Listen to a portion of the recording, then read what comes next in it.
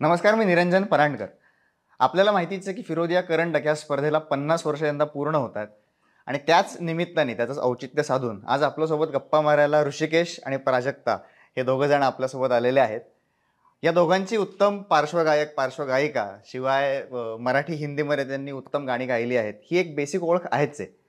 पण ह्याचं आपण जर का बॅकट्रेस करत गेलो टाईमलाईनमध्ये तर कुठेतरी आपल्याला फिरोदिया करंडक या स्पर्धेशी त्यांचं खूप घट्ट नातं आहे हे माहिती आहे आपल्याला.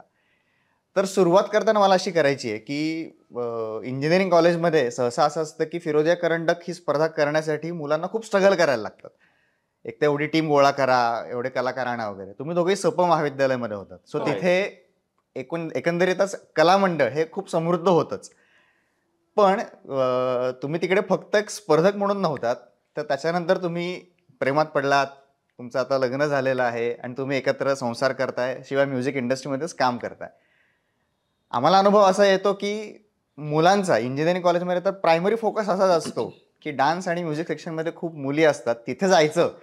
सो तिथे खूप मुली असणार इंजिनिअरिंग कॉलेजमध्ये आणि त्याच्यामुळे तिकडे आपलं काही घडतंय का बाबा या उद्देशाने लोक फिरोदे करायला येतात. नाटक बिटक हा एक दुय्यम मुद्दा असतो. तुमची सुरुवात कशी झाली?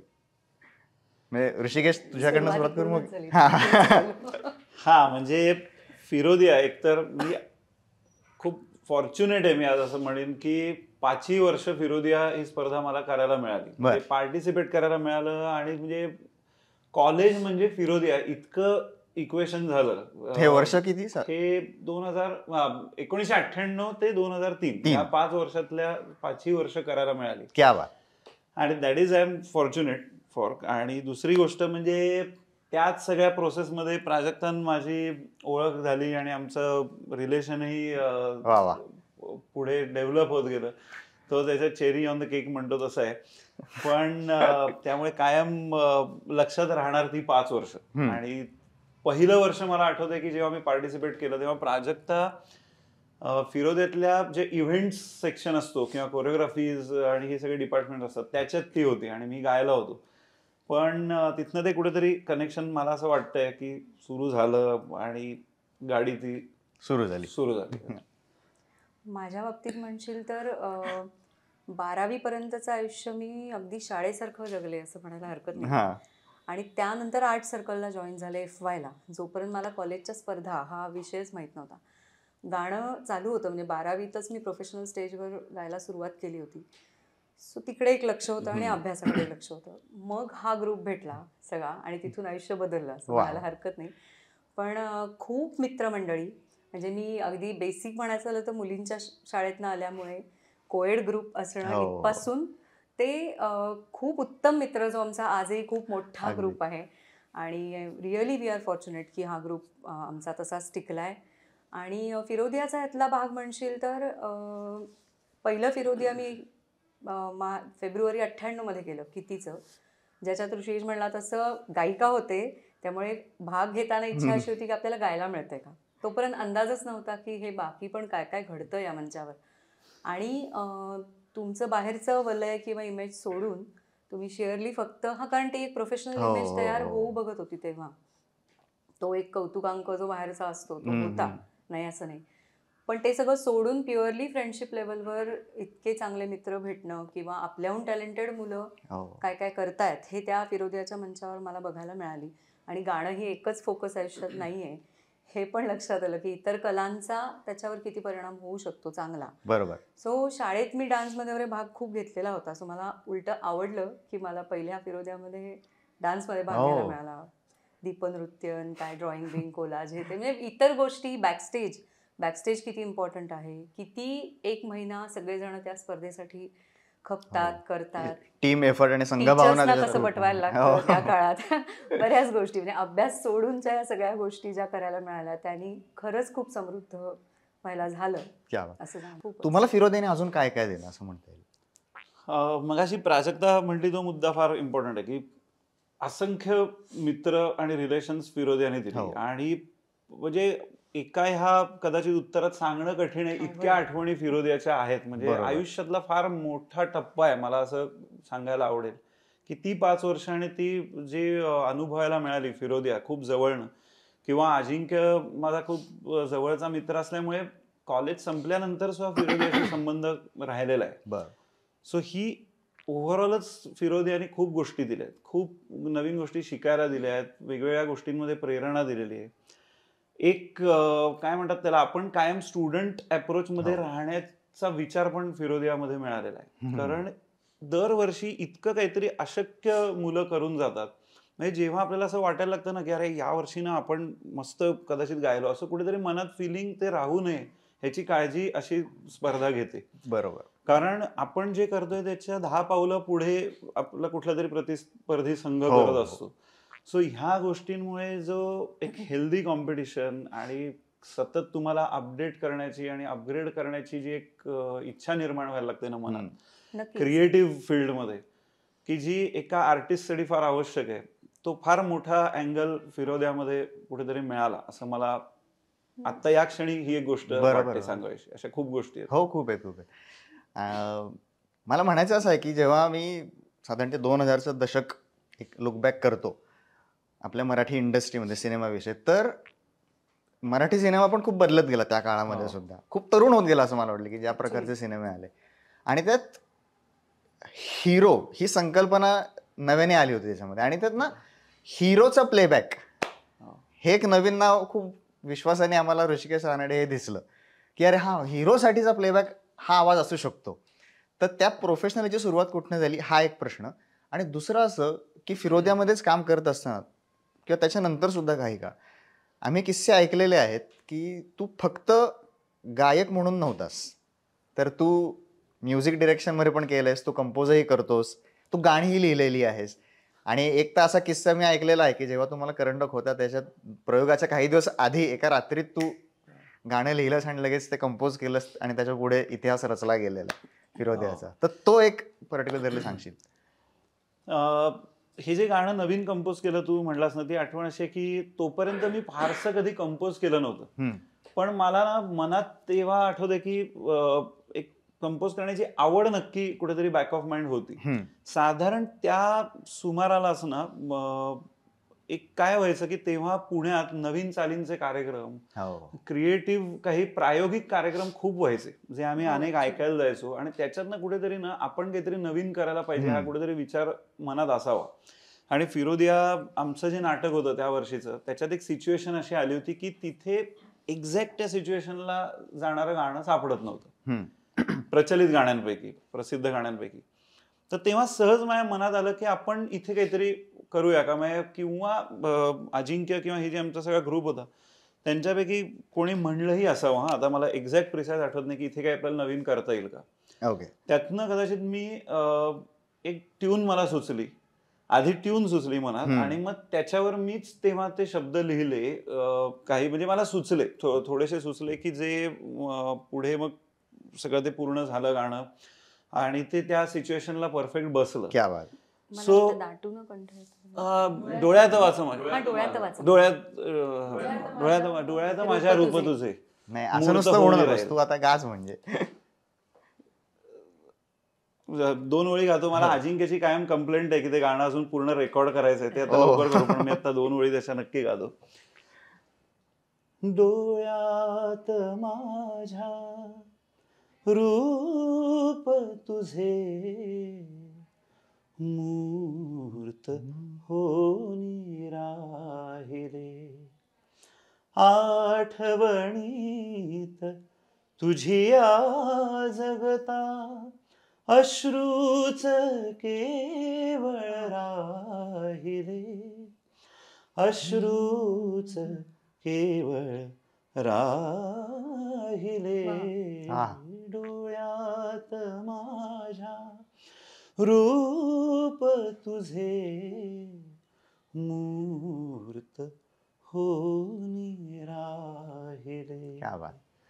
असं ते गाणं होतं आणि ते सिच्युएशनला खूप छान बसलं आणि ते खूप एक इंटेन्स सीनला ते येऊन जातं. So I was very happy की आपण काहीतरी नवीन काहीतरी करू शकलो. एक ओरिजिनॅलिटीचं एक त्याच्यात मजा येते ना, सुंदर, ती तेव्हा आली होती आम्हाला. पण हो हो मी ते तिकडेच येणार होतो की हा इंटेन्स सिच्युएशन नक्की काय होती गाणं.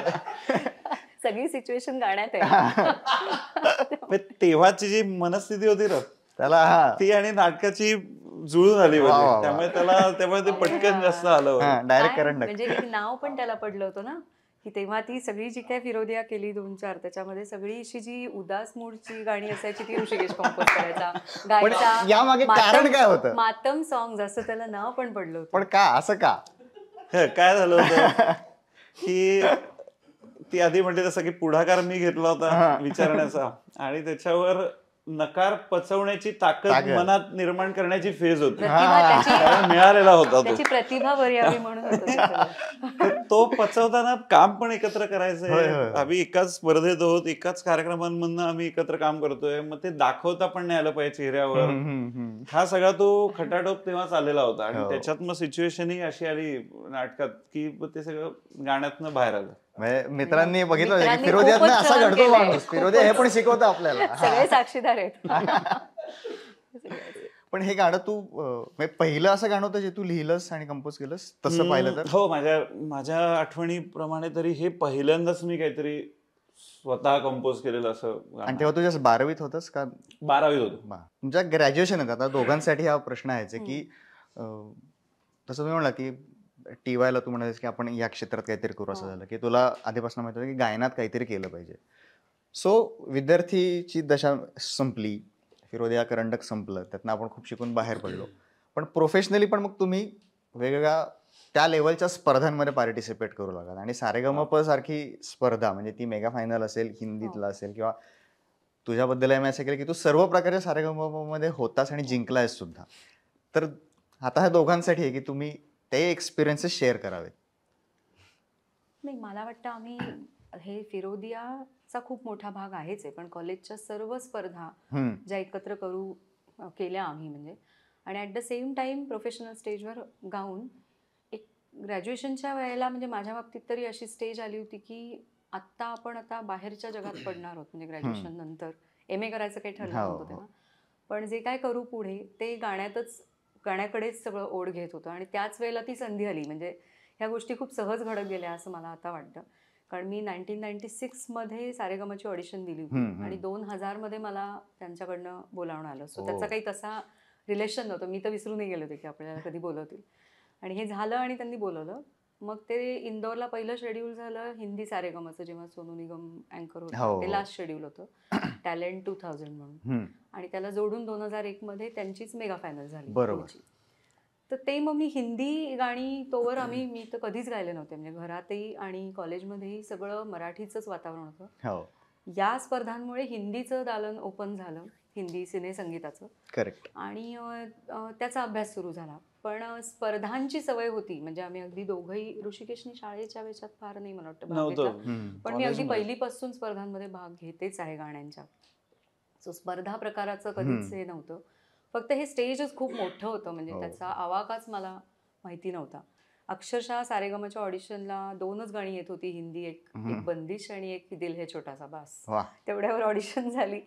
पण आता जेव्हा हे भाग घेतला तेव्हा मात्र त्यांनी खूप तयारी करून घेतली आणि मोठे मोठे जजेस होते संगीतातले. सो तो एक अनुभव एकदम वेगळ्याच लेवलवर घेऊन गेला. आणि खरं तर जिंकले हेही नशीब आणि त्या दिवसाचं गाणं असं मला वाटतं. पण देशाच्या नॅशनल लेवलवर सिंगर्स नावही जातंच, आणि सिंगर्स काय काय प्रकारचं टॅलेंटेड तिथे पण आहेत, म्हणजे जसं फिरोदियात आपण बघतो तसं त्या लेवलला अजून किती तयारी करायला पाहिजे, अजून किती, हे प्रत्येक वर्षी अपडेट करावं लागलं. करेक्ट. आणि त्याच्यात या स्पर्धांचा वाटा राहीलच कायम, कारण ऋषिकेश जसा पुढेही भाग घेत राहिला. मग आम्ही दोघांनी 2006 सारेगमच्या हिंदी डुएट सिंगिंग कॉम्पिटिशनमध्ये आम्ही भाग घेतला होता. तर ती वाईल्ड कार्ड एंट्री होती आमची, तरी आमच्यासाठी सगळ्यात अवघड ठरली, कारण की ती स्पर्धा प्रेझेंटेशन ओरिएंटेड होती जास्त गाण्यापेक्षाही. डान्स, तुम्ही दिसता कसे, कॉस्ट्युम कसे, हे जास्त महत्त्वाचं होतं. आणि गाणी सगळी ट्रॅकवर गायची होती. बरं. हिमेश रेशमिया वगैरे हा जॉनर होता गाण्याचा, जे आम्ही कधी दोघांनी फार ट्राय केलं नव्हतं. आणि डान्स याचं पहिलं टेन्शन, म्हणजे फिरोदियाचा कुठपर्यंत उपयोग होतो असं खरंच झाला, की वेगवेगळे कॉस्ट्युम्स ते पटकन बदलायचे, पटकन तयार, हे जे सगळं आहे ना. आणि मला सगळ्यात मगाशी एक गोष्ट सांगायची होती की फिरोदियासारख्या स्पर्धांमुळे तुम्ही कुठल्याही सिच्युएशनला कोपअप करू शकायची तयारी तुमची मेंटली होते, हे मला आता हा प्रवास पाहिला की जाणवतं. कुठल्याही गोष्टीची कुरकुर असते, प्रत्येकाला असते. आपली एक सतत आपलं म्हणणं पुढे ठेवण्याची एक त्या वयामध्ये हे असते, ते सोडता आलं पाहिजे. त्यात रुसवे फुगवे हे सगळ्या गोष्टी त्या कॉलेज लेवलला झालेल्या असतात. पण त्याचा प्रोफेशनल फील्डमध्ये तुम्ही जाताना तेव्हा बाहेर तुमचं कोणी सांभाळून घेणारं नसतं. अशा ठिकाणी खायला प्यायला मिळालं नाही. आता सारेगमची सगळी शूटिंग माझी पहाटे 4 वाजता मी फायनलचं सॉन्ग गायलेली आहे. तेव्हा तुम्हाला मला भूक लागली, मला हे झालं, तर त्याचं प्रिपरेशन हे सगळं ह्या इकडे झालं असं वाटतं. आणि त्यांनी ऍडजस्ट व्हायला खूप उपयोग झाला आतापर्यंत. सुरेख. एक्झॅक्टली. मी आता प्राजक्ता म्हणली तसं प्रोफेशनल स्टेजला जास्त काम करताना ह्या सगळ्या कॉम्पिटेटिव्ह ॲटमॉस्फिअरचा खूप उपयोग होतो. फिरोदियात मी मगाशी म्हटलं तसं की अनेक आर्टिस्ट तुम्हाला ऐकायला मिळतं, त्या निमित्ताने खूप वेगवेगळं प्रिपरेशन आपल्या नकळत होत राहतं आणि तुम्हाला सतत अपडेट व्हायचंय ह्या फिलिंग पोटी ना तुम्ही वेगवेगळ्या गोष्टी ट्राय आउट करण्याची वृत्ती तुमच्यात जागृत राहते, की ज्यामुळे प्रोफेशनल फील्डमध्ये होणारे बदल, त्याला ऍडजस्ट होणं, त्याला तुम्ही रिसेप्टिव्ह असणं, रिसेप्टिव्हिटी हा एक पॉइंट खूप तुमच्यात पाहिजे. जर तुम्ही हे प्रोफेशन म्हणून जेव्हा त्याच्याकडे बघता तेव्हा होणारे बदल कधी कधी ते तुम्हाला आवडणारे असतात, कधी कधी नावडणारे असतात, पण you have to pass through it. So of course तुमची एक काय म्हणतात त्याला, काही तुमच्या टर्म्स डिक्टेट आता मी करू शकतोय ह्याला येईपर्यंत तरी किमान तुम्हाला ओपन तुमचा अप्रोच असायला पाहिजे ऍक्सेप्ट करायला.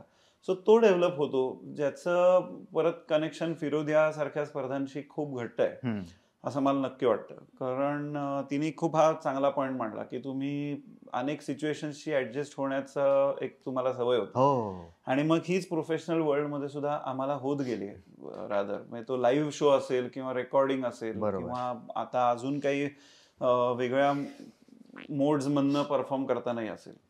सो डेफिनेटली ती रूट्स तिथे आहेत असं मला वाटतं. मला एक गोष्ट ऍड करायला आवडेल इथे प्रोफेशनल ह्याच्याशी रिलेशन म्हणून.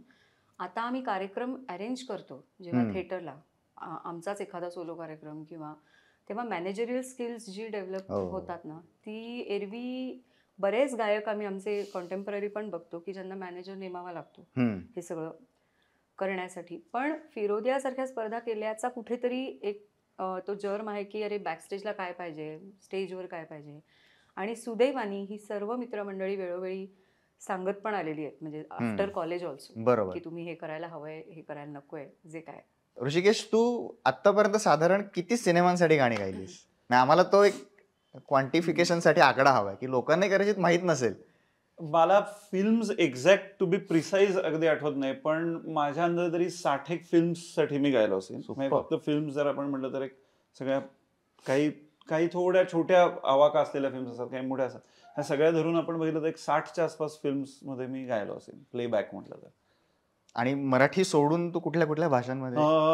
मराठी सोडून मी गुजराती फिल्मसाठी एकदा गायलोय 2 गाणी. आणि रिसेंटली मी हिंदी 2-3 हिंदी फिल्मसाठी गायलो होतो.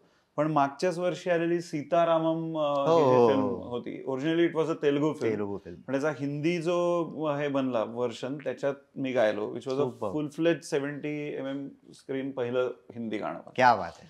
सो आता सध्या तरी मी मराठी सोडून या 2 लँग्वेजेस मध्ये गायलेलो आहे. काही मी सिंगल्स 2-3 तमिळ गायलेलो आहे, पण फिल्मचं बघितलं तर गुजराती आणि हिंदी. सुपर. मध्येच एक असा पॉइंट आला होता किंवा म्हणजे जी खूप अभिमानाची गोष्ट आहे की आपल्याला माहितीच आहे की तुम्ही दोघंही भारताबाहेर अनेक शोज करता, वेगवेगळ्या प्रकारचे शोज करतात. म्हणजे आपल्याला माहिती आहे की मिलिंद ओक सर जे कार्यक्रम अरेंज करतात, म्हणजे फॉर एक्झाम्पल त्यांचे शोज, पण त्याच्यावर फिरोदियाचा खूप मोठा प्रभाव आहे आणि त्या प्रकारचे शो करतो आपण, की नॉर्मल गाण्यांचे शो कायम होत असतातच. शिवाय तू श्रेया घोषाल बरोबर पण खूप शोज केलेले आहेत. तर त्या असोसिएशन बद्दल, भारताबाहेरचे शोज, तो सगळा प्रवास आणि एवढं सगळं खरं तर यश करूनही तू खूप नम्र आणि जमिनीवर पाय आहेत तुझे कायम, त्या स्वभावाचा आम्हाला ऐकून घेतलं. तू म्हणला तसं आता श्रेया च्या बरोबर मी 5-1 वर्ष काम केलं लाईव्ह शोज मध्ये, तिच्या गायलो ऑलमोस्ट 165 ते 170 लाईव्ह कॉन्सर्ट्स मी तिच्यावर केले.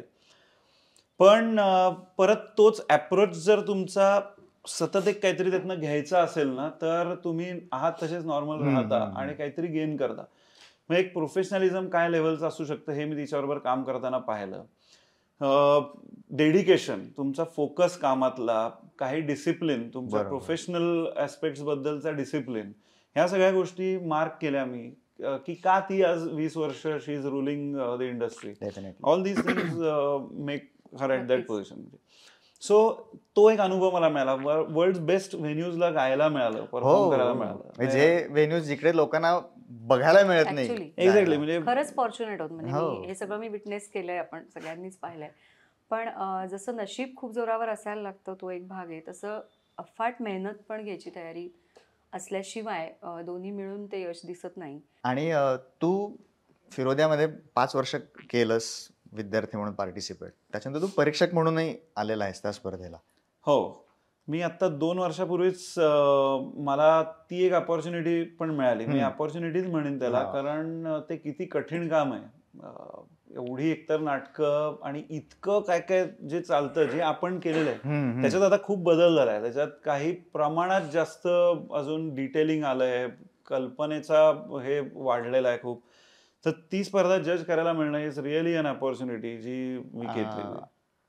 संगीत परीक्षण करताना तर त्याच्यातही खूप बदल जाणवतो की अरे आपण करायचो आणि आता जे मुलं करतात, आणि एकंदरीतच जो फॉर्मॅट बदलत गेलाय किंवा बदललेला आहे त्याच्याबद्दलची कमेंट काय करशील?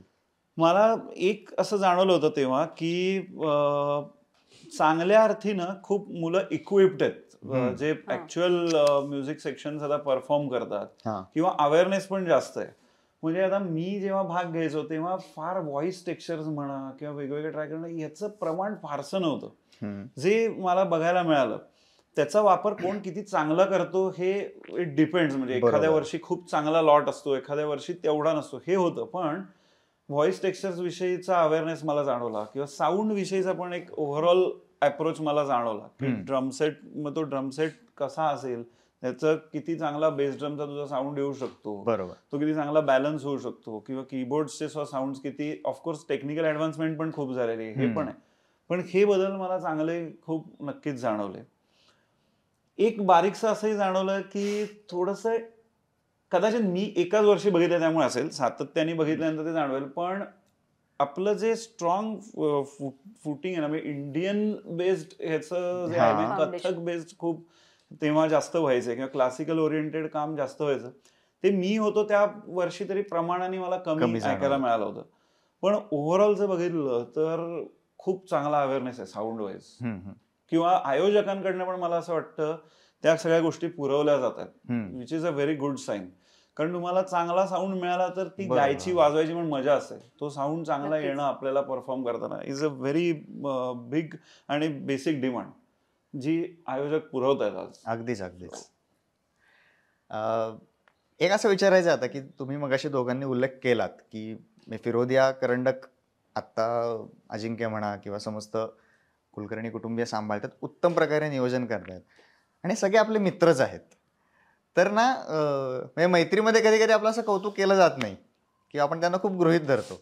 पण तुम्ही आज जेव्हा असं एक थर्ड पर्सन म्हणून बघता तेव्हा तुम्ही त्यांच्या या स्किलकडे किंवा त्यांनी कशा प्रकारे ती स्पर्धा पुढे नेली आहे, प्रोग्रेशन. कारण आज फिरोदियाचं नाव भारतात किंवा भारताबाहेर पण आहे. प्रत्येक वेळी हिंदीतले जे प्रमुख पाहुणे येतात बघतात त्यांचे डोळे पांढरे होतात की अरे हे काय, हे असं मी कधीच पाहिलेलं नाहीये. आणि तू आता म्हणालास की संयोजक किंवा आयोजक खूप चांगल्या प्रकारे विद्यार्थ्यांना त्यांच्या सुविधा पुरवतात, काय डिमांड आहे ती द्या आम्ही करून देतो वगैरे सगळं करतात. सो त्यांच्याबद्दल आम्हाला ऐकायचं आहे, कारण 50 वर्ष त्यांनी खूप चांगल्या प्रकारे सांभाळलेली स्पर्धा, मोठीच करताय. सो या निमित्तानं as a part of Firodia family तुम्ही काय सांगा? मला नक्कीच अख्खा ग्रुप जे ऑर्गनाईज करतो, फिरोदिया ऑर्गनाईज करणारा सगळ्या ग्रुपला बिग थँक्स आहे, आणि त्यांना हे क्रेडिट आहे की इतक्या चांगल्या पद्धतीने 50 वर्ष ती स्पर्धा कंटिन्यू करणं is really a big thing. आणि जसं तू म्हणला तसं की मोठमोठे लोक येऊन गेलेले आहेत ह्या स्पर्धेला आयोजकांकडनं, किंवा आता जरी मित्र असले तरी मला एक कायम जाणवत आलेली गोष्ट आहे. म्हणजे जेव्हा मी, अजिंक्य, सावनी आम्ही सगळे स्पर्धेत असायचो तेव्हा जो आम्ही बघितलं की त्यातला असणारा स्ट्रिक्टनेस आणि कम्प्लिटली अनबायस्ड अप्रोच हा एक सगळ्यात मोठा मेन त्यातला विषय आहे. मग ते कोणी कोणाच्याही ओळखीचं कोणी परफॉर्म करत असेल नसेल, रूल्सच्या बद्दल काटेकोरपणा, बरोबर, त्याचं इम्प्लिमेंटेशन, हे इतके मल्टिपल लोक असूनही इतकं डिटेल बघितलं जातं. That's a very important thing. आणि जसं आता आम्ही सगळे एका बॅचला होतो. सावनी गाणारी एवढी चांगली, प्राजक्ता, मी, अजून अनेक जण आहेत आमच्या ग्रुप मित्रमैत्रिणींमधले.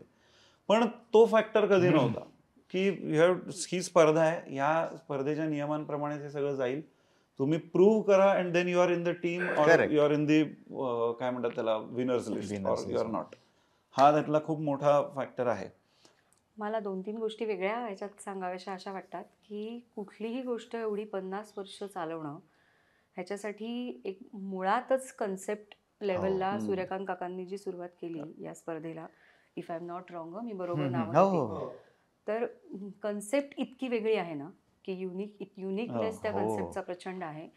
प्लस ज्या पॅशननी त्यांनी सुरुवात केली ह्याला कुठेतरी बाकीचं जे संस्थेचं काम कुलकर्णी कुटुंबाचं चालतं, म्हणजे ड्रीमलँडचं जे काम चालतं, ज्याचा जो सामाजिक बांधिलकी अप्रोच आहे, तोच या, जरी ही स्पर्धा सर्व कलांना सर्वसमावेशक असली तरी त्याच्या थ्रू चांगले नागरिक घडवले जातात खरोखर, ज्याची आत्ता कमतरता थोडी मला बाहेर पडल्यावर पुण्याच्या जाणवते. मी आत्ताची मुलं बाहेरची बघते, कल्चरली मुलांकडे खूप टॅलेंट आहे, पण ते म्हणतो ना ती एनर्जी चांगल्या ठिकाणी बाहेर काढली गेली पाहिजे. ते करायला मिळालं आमच्या, अजूनही मिळतंय आणि चालू राहावं अशा आमच्या शुभेच्छा आहेतच. पण ती पॅशन, तीच अजिंक्य, कॅप्टन म्हणजे आशिष आणि सावनी, सर्व कुटुंबानी, म्हणजे घरात लग्न कार्य असेल तर अख्खं कुटुंब त्याच्यात असतं, तसं हे त्यांचं दरवर्षीचं कार्य आहे ऍक्च्युअली, सोहळा आहे आणि ते पॅशन शिवाय होऊ शकत नाही. आणि 50 वर्ष काकांनी आणि अजिंक्यनी जी माणसं जोडली आहेत ना, ते कुटुंब वाढतच गेलंय आणि ते कधी असंच वाढत राहील आणि त्यामुळे ती स्पर्धा टिकून राहील असं मला वाटतं. तुम्ही शिकत असताना तुमचा खूप फोकस एका पॉईंटला क्लिअर झाला होता की आपल्याला एक क्षेत्रातच करायचंय काम, आणि आधीपासून गायन तुम्ही परसू करत होता. सो त्याला एक बैठक होती, तुम्ही त्यासाठी, मी ती एक साधनच आहे डेफिनेटली. आणि जसं तू म्हणालास की कॉलेज संपल्यानंतर सुद्धा कला किंवा कलाकार करप्ट होऊन चालत नाही, तुला ते करावंच लागतं.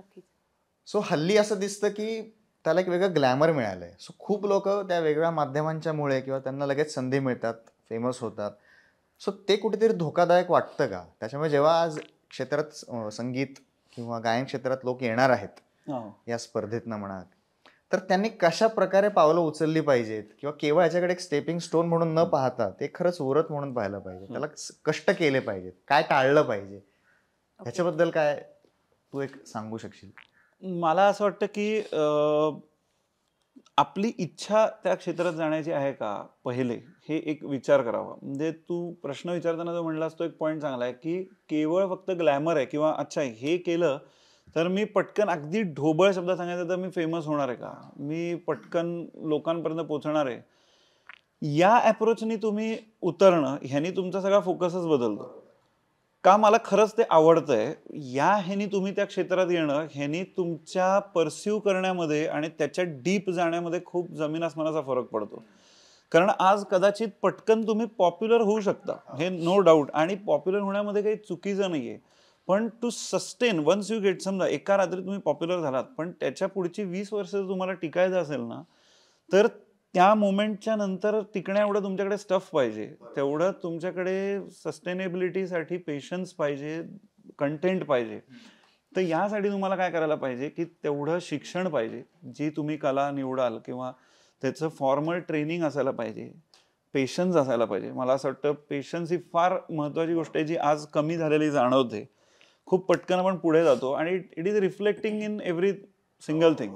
गाण्याच्या संख्येवरनं मी सांगतो की 3 अंतराचे 2 अंतरे आले, 2 अंतराचे आता 1 अंतरा झाला. आता 1 अंतरा पण सस्टेन होईल का नाही अशी भीती आहे आज, की 2.5 मिनिटं नको, 2.5 मिनिटं नको, गाणं नाही ऐकणार कोणी, बघणार, अशी कंडिशन बाहेर झाली. So this is an example. पण थोडक्यात काय की तुम्ही पेशन्स पाहिजे आणि कॉन्फिडन्स पाहिजे स्वतःवर, जो ह्या सगळ्यानंतरच येणार आहे. म्हणजे आमचा एक मित्र नरेंद्र म्हणलेला मला एक वाक्य खूप आठवत आहे की it is not necessary for everyone to be versatile. गरज नाहीये व्हर्सेटाईल असणं, ही क्वालिटी. पण आवाज सूट आहे असं आपल्याला वाटतं, आवडतं, तर त्यांनी मुद्दामून उठून काहीतरी सूफीज गायला पाहिजे किंवा, तर ते सूट नाही करणार. आपल्या स्ट्रेंथ्स पण ओळखायला पाहिजेत आणि त्याप्रमाणे एक तुम्ही पाथ फॉलो पण करायला ट्रायआउट जरूर करा. एक्सपेरिमेंटेशन इज इम्पॉर्टंट, अट्टाहास पण त्याचा अट्टाहास नको, कारण तरच तुम्ही टिकाल. म्हणजे तुमच्यात माझा हाच जॉनर आहे, हा जर स्ट्रॉंग मी केला बरोबर. तर अदर त्या ह्यानीच तुमच्याकडे ते काम येईल, rather than to keep trying for things just to become popular or likes kind of थिंगसाठी. सो असं मला नक्की वाटतं की तुम्ही शिका, कोणीतरी एक गुरु तुम्हाला हवा, किंवा असे 4 लोक ट्रस्टवर्दी तुमच्या अवतीभोवती पाहिजेत की जे तुम्हाला ऑनेस्ट ओपिनियन टप्प्याटप्प्यावर देत राहतील, आणि त्यांचं ऐकण्याची तुमच्यात तयारी पण पाहिजे. खूप छान बोललात तुम्ही. आणि आता आपण सांगत आहे का गोड गाण्याने करूयात. तुमसे मिलके ऐसा लगा, तुमसे मिलके अरमा हुए पूरे दिल के, तुमसे मिलके ऐसा लगा, तुमसे मिलके अरमा हुए पूरे दिल के, ऐ मेरी जाने वफा, तेरी मेरी मेरी तेरी एक जान है, साथ तेरे रहेंगे सदा, तुमसे न होंगे जुदा, क्या बात. तुमसे मिलके ऐसा लगा, तुमसे मिलके अरमा हुए पूरे दिल के. Thank you so much. Thank you. Thank you. Thanks a lot. Thank you.